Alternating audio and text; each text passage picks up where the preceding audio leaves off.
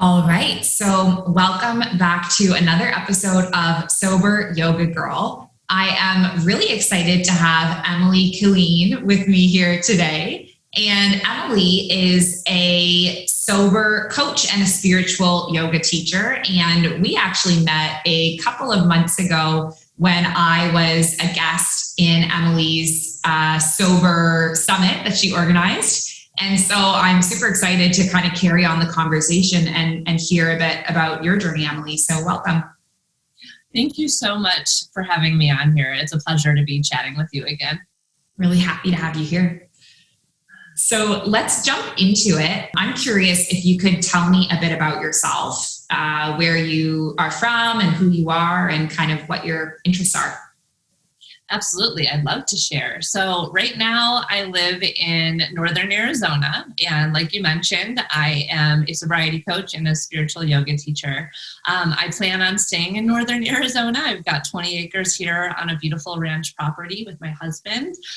We actually opened a wedding venue, which is turning into a retreat facility, and it's called Ananda Retreat, which means highest bliss. So that's kind of my highest excitement and building the retreat and everything that I have going on here on my property. But I'm originally from Madison, Wisconsin, and I also lived in San Diego and Ocean Beach in the beach for a while. So I'm also a sober yoga girl. So when I found you, Alex, I was like, yeah, she's my people. And so my recovery in sobriety has been a long journey, which I'm sure we'll get a little bit into that. But currently I have 2.5 years of sobriety, solid. And I also love yoga, and yoga has been a huge part of my recovery. So yeah, that's just a little bit about me. Amazing. Cool. So let's get into, I was wondering if you could tell me a bit about your drinking journey. So when did you start drinking and how did you start drinking? Yeah. So I grew up in a very small town. It's Cross Plains outside of Madison, Wisconsin. And I grew up right next door to a bowling alley. Control. He never drinks around me and my mom, which is really awesome. But I grew up with parents who drank heavily, and they drank in a social way. So going to the bar, which was next door, and then also camping. We did a lot of camping, which for me as a kid, I was like, I get to run around free. I got to play. It was a lot of fun for me. But now looking back, I can see that the parents were getting really drunk, and that, I grew up in that culture that's what you did for fun. So my drinking began shortly after a health class when they put the drunk goggles on us. And I'm walking down the hallway with these drunk goggles on. I'm like, this is fun. This is silly. This is why my parents drink so much. So shortly after that, on an early release school day, when we got out at noon, I invited some friends over to raid my parents' liquor cabinet, not really realizing how long the effects lasted or anything. And I actually blacked out my first time drinking. So I just went balls to the wall. I got sick. I blacked out. My mom came home from work at 5:00 and I was in bed, and I was caught, and I was in a lot of trouble. So that was middle school. I was 13 years old, and I was a problem drinker from the get-go. So throughout middle school and throughout high school, I was trying to be sneaky, and I continued my drinking. And oftentimes I would get really drunk and blacked out.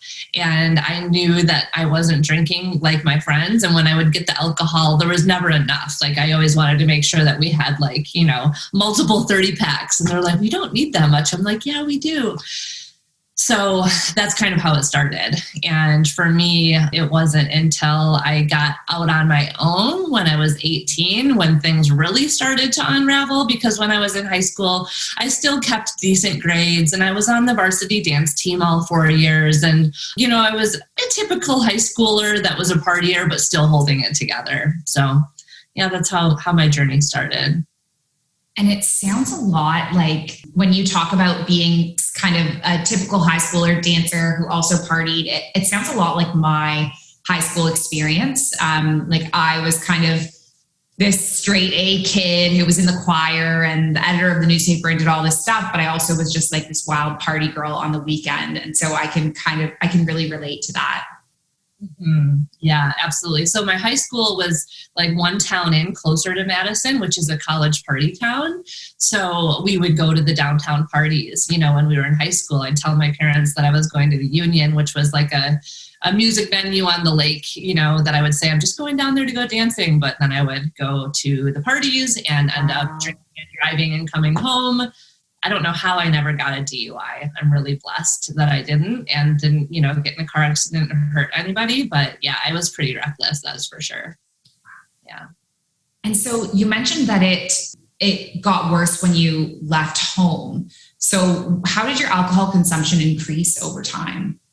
Yeah. So like I mentioned, it was always a problem. I never really could control my drinking. But when I got out on my own and I was 18, I got a fake ID. I was going to the bars almost every night. And I also got introduced to drugs. So I started doing party drugs like ecstasy and cocaine and mushrooms and going to live music.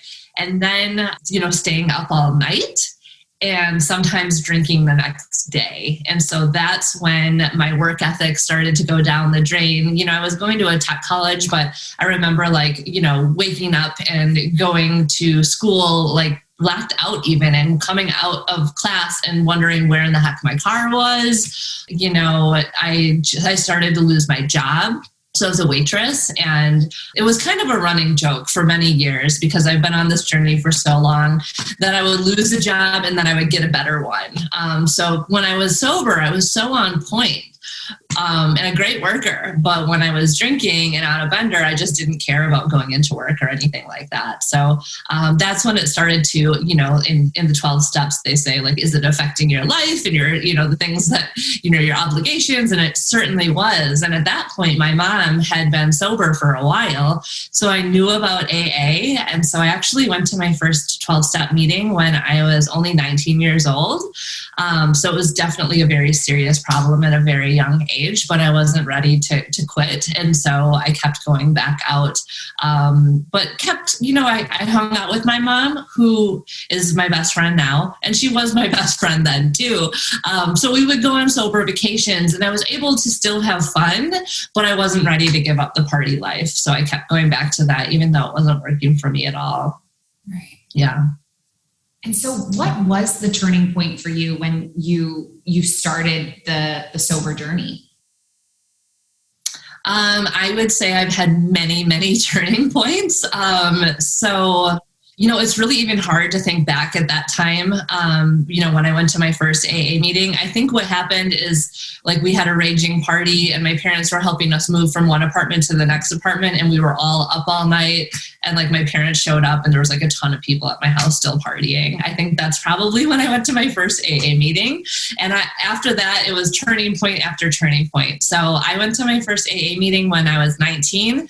I am now 36 and I have 2.5 years of sobriety. So throughout that journey, there's been so many turning points, losing jobs and just not being able to hold it together, breakups, a slew of a whole bunch of really messy things. So I've had many, many turning points, but one of my biggest turning points is when I found yoga, actually, and started my yoga practice because I love to go dancing and drinking. And I grew up dancing, like I mentioned. So I found that the yoga, going to the yoga studios, the classes with the music, finding and, feeling embodied in my body. Yeah. And also being with a community of people that weren't drinking, because I've always wanted to be around people, even from a young age. I mentioned that I grew up in a small town. I would always get everyone together to play night games. And then when I started partying, I was always getting everyone to come, to this concert or that concert. So I always wanted to be around people. And I found that in yoga. And then when I became a yoga teacher, it really filled me with some passion and purpose. So that was one of the most pivotal turning points. Although that was 8 years ago, that wasn't the end of my partying journey. That was one of the biggest pivotal moments, I'd say, for sure. Right. And I think we share that in common as well, because I also found yoga while I was still drinking. And then that for me, I carried on drinking for a long time before I did find sobriety, but I think we're similar in that aspect of our journey as well too. Yeah. So tell me about, what was it about this? You have 2.5 years now. So what was that what happened at the 2.5 years that made you like this time be the time you quit? That's a good question, because before that, I had a year and a half. I had gotten into this beautiful property, built this off-grid home. My husband quit drinking with me. Like, things were really coming together beautifully. But I was working so hard and stretching myself thin. And I still had something in the back of my mind that maybe I can just go to a music festival like once a year and just rage. And then, because I liked my sober life, I loved it, but I still wanted to let loose every once in a while. And so one night I decided that I deserved to drink. I deserved to let loose, and I got really drunk on my own, so drunk, because I hadn't drank in a year and a half. And I was like, this is my night to get wasted. I was so sick the next day. I was sick that night. I was sick the next day. I was sick the next day. And what I realized is that I deserve way better than this. The reason I was drinking is because I deserved a drink with the life that I had created for myself, teaching yoga, building this wedding venue, all of this stuff. And what happened? Well, A, it wasn't fun. B, it was, I got really sick. And C, it's not what I deserve. I was living that double life. Like you said, you were teaching yoga and then, also drinking. I had been doing that for so long. So I was ready to just take off the armor and just let go of the concept that I got to let go or let loose by drinking. And that was pretty much the main turning point, just getting real with myself that it's not working anymore. And I deserve so much better than this. Yeah. And so what were the tools that helped you when you were quitting? What did you draw on? Yeah, I've got a few. So movement has always been super, super helpful. So yoga, getting out into nature, going on walks.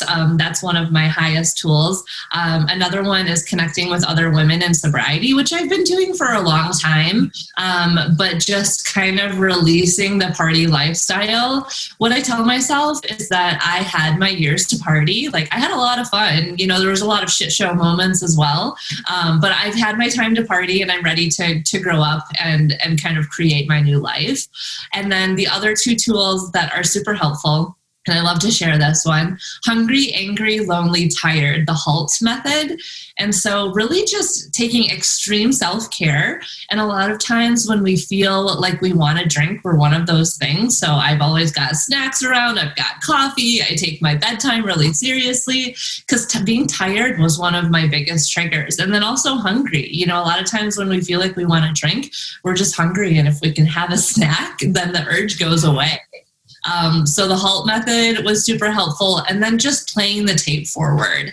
So just getting really real with yourself, because our brain likes to trick us, well, maybe I can just have one glass of wine, and pausing for a moment and being honest and being like, am I really just going to have one glass of wine? No, I'm going to drink the whole bottle. And then I'm probably going to be going back to the store for another bottle. I'm going to get wasted, probably get in an argument with my husband. And then how am I going to feel the next day?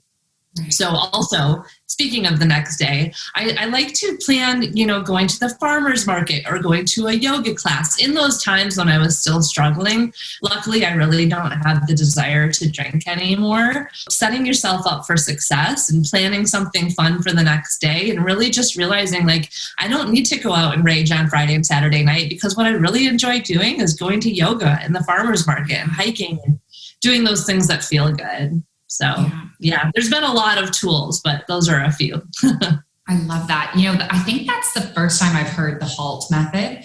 And I was thinking in my head, and I was like, wow, that's so insightful. So I'm going to hang on to that one. And I love what you said too about just like playing it forward, and then also planning something for the next day. Because if we have something that we want to do where we can't be hungover for it, it really makes a difference. Yeah, absolutely. And actually, I just thought of one other thing I want to add. Another pivotal moment. I went to outpatient twice, once in California and once back in the day in Wisconsin. And a pivotal moment was when I went to this place called Connections, and they made it a priority that you not only came to the group meetings, but that you hung out with other sober people outside of the group. And it's called Connections. So really I had this mindset that everyone that's sober is like a loser or dorky. Yeah. Which is funny because now I call myself happy, sober, and free, and I've totally embraced this life. But really stepping out of the comfort zone and hanging out with people doing sober things and trying new things, that was really pivotal too, because it can be a lonely journey. So many people, first we try to get sober on our own. We don't want to reach out for help right away, but it's hard to do on our own. So reaching out and being in a community is really helpful. Yeah, absolutely. Mm-hmm. So you mentioned kind of the role that yoga played in your journey. Can you tell me more about that? Like, you say that you're a spiritual yoga teacher. What does that practice look like for you? Yeah. So yoga, just when I started going to the classes, was really, really, powerful. Being around other people who weren't drinking, I actually found that a lot of other people, even more so when I got to Arizona, just going to yoga classes and saying, hey, I'm sober. I'm meeting other sober people at yoga rather than going to meetings. So you never know how people are going to show up in your life. So that's been one thing. And then also when I decided that I wanted to become a yoga teacher, I learned a lot more about the yoga philosophy. So practicing non-attachment and non-judgment and non-harm and self-love and all of those things that are so important as a person in recovery. And then just continuing with personal development. Yoga is so supportive in that way as well. So yeah, I mean, I feel like doing the yoga teacher training was really, really powerful, and just learning a lot more about the philosophy, which when I was going to the classes, I would hear little bits and pieces, but diving into the training was really powerful for me. Yeah. Absolutely. It's so amazing when you can apply that philosophy to your life. And, I'm like you, like I could just geek out on it forever. So I bet. And so I'm going to share the links to where everyone can find you in the podcast episode. You mentioned before we started about the retreat that you're setting up on your property, which is like absolutely amazing. I think that's so incredible. Can you tell me more about sort of what's the work that you do now as a yoga teacher and a coach? Mm-hmm. Yeah. So, well, I'll start by talking about my property. So my husband's a wedding photographer and a videographer. So we had this dream of building a wedding venue and a wellness retreat, and sometimes having weddings and sometimes having wellness retreats. So a couple of things happened. One, we built some of the stuff on our property without getting permits, and we got in trouble with the county. So they actually shut us down. So we're working on getting some of the permitting fixed. But the other thing that happened is before we got shut down, we had 9 weddings, and they were beautiful, but people get really drunk at weddings. And so we're both like, I don't know if I want to do this. Then COVID happened. And so we're like, well, we're closed. COVID's happening. Who knows what's going on anyways. But through that process, we decided if we do open up as a wedding venue again, we're going to be an alcohol-free wedding venue. Maybe we won't be a wedding machine and we'll just have less weddings. But that is what we are going to do. So meanwhile, I also have been doing wellness retreats, yoga retreats for quite some time in Sedona, and I'm ready to start creating that space on my property. And so we are building glamping tents with really luxurious beds and making them really cute and boho style. And so I'm starting to create the retreat space on my property, and it's 20 acres. The stars are so beautiful. It's so peaceful out here. And so now I am also a sobriety coach. So what I've been doing is hosting these. I have a group called Recovery Revival. It's a 3-month group coaching program, and we meet on Zoom, but now all these women want to meet in person. So I was like, hey, I'm having a retreat. And so I actually have 2 fall retreats that are sold out. I'm so grateful. So yeah, I'm doing Recovery Revival, which is helping women take their life and sobriety to the next level. And then I also have Sober Girls Book Club, which is free. And that's for anyone who's even sober curious or sober, 20 years. Someone just joined that has 38 years of sobriety. And that's what's so cool is we just get to keep working on ourselves. And it's so powerful to bring women together. So those are some of the things that I have going on. My Instagram is happy.sober.free. So I've got a lot of amazing content there. I love to connect with individuals on Instagram. So yeah, that's what I have going on. It's so amazing. Oh, as you're talking, I'm like, I want to have my happening there to my imaginary partner that doesn't exist. He's coming. So amazing though. Honestly, that's incredible and so beautiful to just hear how your life has opened up and transformed since you've stepped into, who you're meant to be. So it's very inspiring. Thank you. Well, and I just have, part of my spiritual journey has been not knowing exactly what I believe in. And I was brought up Christian, Catholic, and then I got into the law of attraction, energy is everything. I'm going to manifest it all. But the way that things have been unfolding, especially in the last couple of years, I'm like, there has to be a higher power. Like, this is all divine timing. And even the challenges, like the county shutting my business down, which was so heartbreaking. Like, I spent so much time, energy, and money building this. But then I'm like, maybe I'm not supposed to be a wedding venue, and just trusting the process. And I think all that for my yoga practice, just really learning to trust the process. So yeah, thank you. I appreciate your kind words, and I'm trusting the process, and I'm along for the ride. It's beautiful. Love it. So I have one last question for you. What advice, well, actually it's two questions. So the first is, what advice would you give to someone who wants to start a yoga practice? If you want to start, then definitely start. I hear so many people that are feeling a little bit nervous about going to a yoga studio, self-conscious. And one of the first things that we learn is non-judgment, and people aren't looking around for the most part. So just do your best, and it's great to start. There's so many resources online. I know, Alex, you have online platforms with yoga classes. So start on your own and just start where you are. And so just start is the main thing. And if you have the strings pulling at your heart and you want to start, there's a reason for that. So don't wait any longer. Just do it. Yeah. So that's my feedback on that. Love it. Was there another question? Yes. Question 2 is, what advice would you give to someone who wants to stop drinking? Oh, okay. It's time to stop if you want to stop. And it doesn't have to look perfect. It can be really scary to think about stopping forever. Most people don't wrap their head around that. So start where you are, whether it be a 21-day challenge, a 30-day challenge, but just give it a try, because the life that you're living, if you're feeling like you want to stop drinking, is not the life that you're meant to be living. There's more for you. And it can be scary trying to figure out what exactly that would look like, but it's magical. So reach out to some other sober individuals, reach out to Alex, reach out to me. Don't do it alone. Try this, one of Alex's courses, or, Sober Girls Book Club, and just dive in, meet other sober individuals. I mean, I think I'm pretty cool. I think you're pretty cool. So there's a lot of sober women, sober men out there, just a community waiting for you. Mm-hmm. And so don't do it alone. Reach out, stay connected, and just give it a try. You never know until you do it, right? Really good advice. And I love how your sober and your yoga advice were kind of similar. Just do it. Like, if you want to do it, now is the time. And I love that.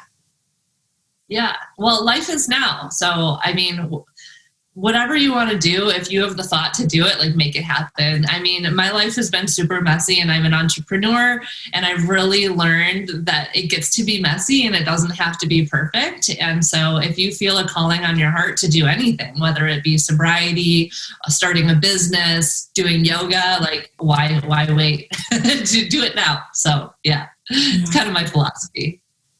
Awesome. Well, Emily, it was so awesome to sit down with you and to hear your journey. I know the last time we chatted, it was kind of more about my journey. So it was really cool to kind of flip the table and hear about you. And I really hope that one day, when COVID ends and when travel is more possible, that we actually meet, and maybe I can come to a retreat at your place, because it sounds absolutely phenomenal.